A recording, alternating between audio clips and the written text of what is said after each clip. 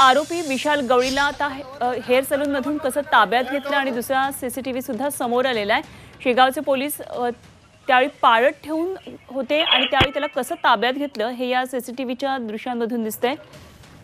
विशाल गवळी हाच तो नराधम आहे आणि शेगावमधून पोलिसांनी त्याला अटक केली। तो एका सलूनमध्ये होता आणि या ठिकाणी सलूनमध्ये तो बहुधा त्याचं एकंदरीतच रूप कसं पालटता येईल याचे प्रयत्न करत असावा आणि त्याचवेळी त्या ठिकाणी पोलीस पोहोचले, त्याला कशा पद्धतीने तिथनं ताब्यात घेतलं याचं सगळं हे सीसीटीव्ही फुटेज समोर आलंय।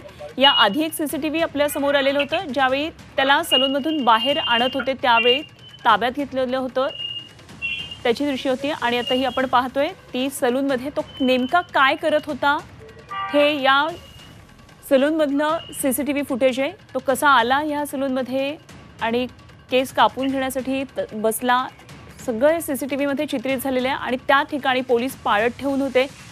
या ठिकाणून या विशाल गवळीला पोलिसांनी अटक केलेली होती। नराधम आरोपीला शेगावमधून कशा बेड्या ठोकल्या त्याची ही सीसीटीव्ही दृश्य आहेत।